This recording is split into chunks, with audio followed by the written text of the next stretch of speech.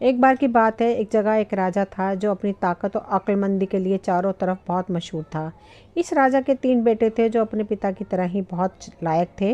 वे बहादुर थे, वे चतुर थे, वे सुंदर थे और अक्लमंद भी थे। एक दिन अपना वारिस चुनने के लिए राजा ने अपने वजीरों को बुलाया और उनसे इस मामले में सलाह मांगी कि उसके तीनों बेटों में से किसे उसका वारिस बनाया जाए।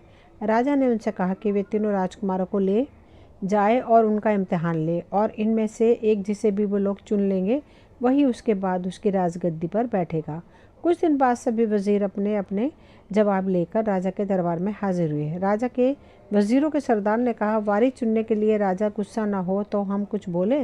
राजा की इजाज़त पाने के बाद उन्होंने कहा, राजा अपने राजकुमारों को दुनिया में व्यापार करने के लिए भेजे और जो भी राजकुमार सबसे ज़्यादा पैसे कमा कर लौटे उसी को राज्य दे जाए। यह कहकर सब वजीरों ने हाँ में अपने सिर झुकाए कि यह उन सबका फैसला है। राजा ने भी कहा, ऐसा ही होगा, और कहकर उसने अपना फैसला उन तीनों राजकुमारों को बताया। जब उनकी यात्रा की सब तैयारियां हो गई तो वे जहाज़ पर चढ़ने के लिए समुद्र के किनारे इकट्ठा हुए।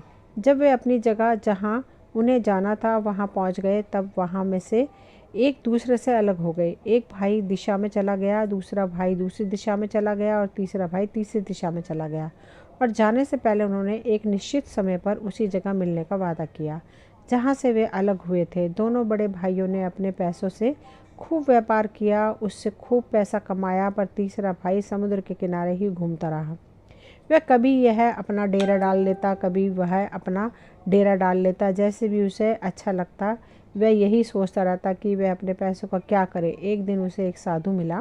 वह साधु उसके साथ 3 दिन तक ठहरा। राजकुमार ने बड़े प्रेम और इज्जत के साथ उसे अपने पास ठहराया। वह राजकुमार के खातिरदारी से इतना ज़्यादा प्रभावित हुआ कि उसने उसे बदले में कुछ इनाम देने की सोची।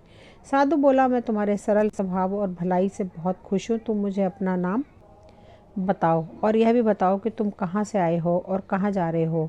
राजकुमार ने उसे सब कुछ बता दिया। तो साधु बोला, मैं समझ गया, तुम यहीं रुको, यहाँ से आगे कहीं नहीं जाना जब तक तुम्हारे भाई यहाँ नहीं आ जाते। तुम अपने नौकरों को शहर भेज कर जितनी मक्का खरीद सकते हो खरीदने के लिए बोल दो, और जब वह मक्का ले आए तो उसमें से कुछ मक्का रोज़ समुद्र में फेंकते रहना जब तक कि वह पूरी ख़त्म ना हो जाए। उसके बाद तुम कुछ समय तक इंतज़ार करना, तुम्हें बहुत सारी पैदावार हाथ लगेगी। ऐसा कहकर साधु ने राजकुमार को आशीर्वाद दिया और वह वहाँ से चला गया। राजकुमार ने उस साधु के कहे अनुसार ही किया। उसने शहर से बहुत सारी मक्का खरीदी और उसे अपने डेरे के पास इकट्ठा कर ली। फिर वह उसमें से एक माप मक्का करीब करीब 6 महीने तक रोज़ समुद्र में फेंकता रहा। जब तक उसका सारा मक्का ख़त्म नहीं हो गई, उसने सोचा अब मुझे इसका इनाम मिलेगा। उसने बहुत दिनों तक इंतज़ार किया पर कुछ भी नहीं हुआ। उसने सोचा, लगता है वह साधु मुझे धोखा दे गया, मैं तो बर्बाद ही हो गया। मैं इतना बेवकूफ़ क्यों हो गया कि मैंने उसकी ये बेकार की बात मानी सुनी, और जब मेरे पिता और भाइयों को ये बात पता चलेगी तो मैंने अपना सारा पैसा समुद्र में फेंक दिया तो वे क्या कहेंगे। वे मेरे ऊपर इतना हंसेंगे, मैं तो उन्हें कभी अपना चेहरा दिखाने लायक भी नहीं रहा। उफ़, अब मुझे किसी दूसरे देश चले जाना चाहिए। परसों मैं यह जगह छोड़कर किसी और देश चला जाऊंगा। अब मैं यह शापित जगह छोड़ दूंगा, यह जगह ठीक नहीं है। उसने अपना यह इरादा अपने लोगों को बताया तो उसके लोगों ने वह जगह छोड़ने की तैयारी कर ली। जब सब कुछ तैयार हो गया और वे वहाँ से चलने ही वाले थे कि अचानक एक घटना घटी। जो मक्का राजकुमार ने समुद्र में फेंकी उसे एक बड़ी मछली खा गई थी। तब मक्का फेंकने की यह खबर चारों तरफ फैली तो उस जगह पर बहुत सारी मछलियाँ मक्का खाने के लिए आकर इकट्ठी हो गई। उन मछलियों के साथ उनका राजा भी था। मछलियों के राजा ने मछलियों से पूछा, अरे क्या हुआ, हम लोगों को पिछले 6 महीनों से मक्का खाने को मिल रही थी और अब हम कई दिनों से हमारे पास खाने के लिए कुछ भी नहीं है। क्या राजकुमार को उसकी अच्छाई का इनाम मिला? मछलियों ने कहा, नहीं, ऐसा करने का तो कोई आदेश हमें नहीं मिला। मछलियों का राजा बोला, तो तुम सब राजकुमार के पास तुरंत जाओ और हर एक अपने साथ एक लाल लेती जाओ और उसे वे लाल देकर कहना कि वह अपना काम फिर से शुरू कर दे। सारी मछलियाँ एक एक लाल लेकर राजकुमार के पास गई जहाँ वह खड़ा था और वे लाल उन्होंने राजकुमार के पैरों के पास रखकर डाल दिए। इसके बाद वे दुखी होकर समुद्र की तरफ देखने लगी। इस सबसे जोर की आवाज़ आई तो राजकुमार का ध्यान उधर घूमा तो उसने देखा कि समुद्र के रेत पर तो असंख्य लाल बिखरे पड़े हैं। उसके मुंह से निकला, मैं भी कितना नीच आदमी हूँ, मुझे यह इनाम किस लिए मिल रहा है? मेरे ज़रा से विश्वास का इतना बड़ा इनाम तो नहीं हो सकता। यह कहकर उसने अपने वहाँ से जाने के लिए सारे इंतज़ाम रुकवा दिए और कहा, मैं यहीं रहूँगा जब तक मेरे भाई यहाँ वापस आते हैं। हमारे तंबू फिर से गाड़ दिए जाएं। यह आदेश पाते ही राजकुमार के तंबू फिर से गाड़ दिए गए और राजकुमार के नौकरों का सरदार समुद्र की रेत में से लाल बीनने चला गया। जो मछलियाँ किनारे पर डाल गई थी, राजकुमार ने उसे सावधान किया और कहा कि यह बात शहर के या किसी भी और आदमी को मालूम नहीं होनी चाहिए। कोई भी आदमी इस बात को किसी से ना कहे, यहाँ तक कि मेरे भाइयों को भी ये बात पता नहीं चलनी चाहिए। मैं तुम्हें चेतावनी देता हूँ, तुम मेरा विश्वास मत खोना। अगर तुम लोग मेरी बात मानोगे तो मैं तुम्हें भरपूर इनाम दूंगा। उसके नौकरों के सरदार ने उससे वादा किया वह ऐसा ही करेगा। फिर जीतने दिन भी राजकुमार वहाँ रहा। वह रोज़ मछलियों को मक्का खिलाता रहा। उसके खजाने का कहीं किसी को पता न चल जाए, इसके लिए उसने वे सब लाल गोबर के बने हुए छोटे छोटे ढेरों में छुपा दिए और फिर उन ढेरों को सुखा दिया। कुछ समय बाद उन लोगों के जाने का समय आया ताकि वे उस जगह पहुंच सके जहां उन तीनों भाइयों ने मिलने का वादा किया था। यह तीसरा राजकुमार अपने समय का इतना पक्का था कि वह उस तय की हुई जगह पर अपने भाइयों में से 1-2 दिन पहले ही पहुंच गया। जब वे सब मिले तो उन्होंने एक दूसरे से पूछा, तुम्हारा कैसा रहा? सबसे बड़ा राजकुमार बोला, मैंने कपड़े का व्यापार किया और मैंने इतना पैसा कमाया।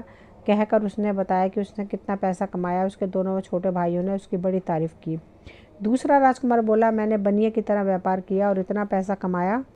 उसने भी अपनी कमाई और रकम बहुत सारी बताई तो दूसरे भाइयों ने उसकी भी खूब बड़ाई की। सबसे बाद में सबसे छोटा राजकुमार बोला, भाइयों जरा मेरी किस्मत देखो। कहकर उसने अपने साथ लाया गोबर के छोटे छोटे ढेरों का ढेर उन्हें दिखाया। उसके दोनों बड़े भाइयों ने अफसोस जाहिर करते हुए कहा, उफ, हमारे भाई ने एक ऐसा व्यापार चुना जिसमें उसको कोई फ़ायदा ही नहीं हुआ। जल्दी ही एक जहाज़ किराए पर ले लिया गया और तीनों राजकुमार अपने अपने नौकरों के साथ उस जहाज़ पर चढ़ गए और अपने देश की तरफ चल पड़े। अब हुआ ऐसा कि जहाज़ पर लकड़ी के बारे में एक बहुत ही बेवकूफ़ी का फैसला हो गया। आधी दूर तक पहुंचने से पहले ही उनकी लकड़ियां बहुत कम रह गईं। तो जहाज़ का कप्तान दोनों बड़े राजकुमार सबसे छोटे राजकुमार के पास आए और उससे जहाज़ के लिए उसके गोबर के कुछ ढेर मांगे। उन्होंने उससे यह भी कहा कि वे देश पहुंचते ही उसकी कीमत दे देंगे। राजकुमार ने उन्हें वे ढेर उतरे नहीं ले जाने की इजाज़त दे दी गई जिन्होंने उन्हें चाहिए थे। सो अगले दिन उनमें से लाल निकलने के बाद उसने उन्हें बाकी बची यात्रा के लिए काफ़ी ढेर दे दिए। इस तरह जहाज़ ठीक समय पर उनके देश पहुंच गया और शाही सवारियां किनारे पर उतरी। तुरंत ही वे सब अपने पिता के महल की तरफ चल पड़े। उनके घर पहुंचने के 1-2 दिन बाद ही राजा ने सारी जनता को बुलाया जिसके सामने राज्य का वारिस घोषित किया जाना था। तो बहुत सारे लोग राजा के महल में आकर इकट्ठा हुए। राजा अपने शाही ढंग से अपने दरबारियों के साथ आकर बैठा। उसके चारों तरफ लोगों की भीड़ थी। राजा ने तीनों राजकुमारों को बुलाया ताकि वे राजा और जनता को अपना लाया हुआ पैसा दिखा सके और अपनी यात्रा का अनुभव सुना सके। सबसे पहले सबसे बड़े राजकुमार आया। उसने बड़ी ऊंची आवाज़ में अपनी यात्रा का हाल बताया और अपनी लाई गई कमाई दिखाई। फिर दूसरा राजकुमार आया, उसने भी वैसा ही किया। जब लोगों ने उन दोनों को सुना तो चिल्लाकर बोले, इसी को हमारा राजा बनाओ, इसी को हमारा राजा बनाओ। फिर तीसरे राजकुमार की बारी आई तो उसने अपने गोबर के ढेर और राजा जनता को दिखाए। उसे देखकर सब लोग बहुत हंसे और हंसकर बोले, इसे जाने दो, इसे जाने दो। राजकुमार अपने पिता से बोला, इतनी जल्दी मत कीजिए पिताजी। फिर वह जनता की तरफ देखकर कुछ गुस्सा होकर बोला, अभी तो आप लोग हंस रहे हैं पर बाद में आप लोग अपने हंसने पर पछताएंगे। इन गोबर के हर ढेर में एक एक लाल है जिनकी कीमत नहीं मापी जा सकती। इतना कहकर उसने गोबर का एक ढेर तोड़ा जिसमें से एक लाल निकला। देखो देखो, यह कहकर उसने गोबर के कई ढेर तोड़ डाले जिनमें से हर एक में से एक लाल निकला।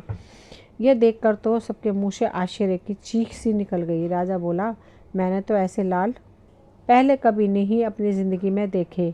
यह ठीक कहता है कि इन लालों की कीमत नहीं आकी जा सकती। मेरे सबसे छोटे बेटे के पास मेरे और मेरे दोनों बड़े बेटे सबके पैसों से मिलकर भी ज़्यादा पैसे हैं।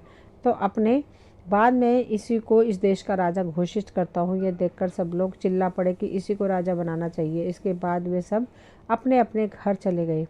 कुछ समय बाद जब राजा मर गया तो उसका सबसे छोटा बेटा राजा बना दिया गया। उसने अपने दोनों बड़े भाइयों को अपने नीचे खास ओहदे पर रख लिया।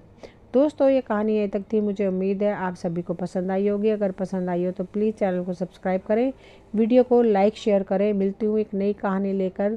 कहानी सुनने के लिए आप सभी का तहे दिल से शुक्रिया।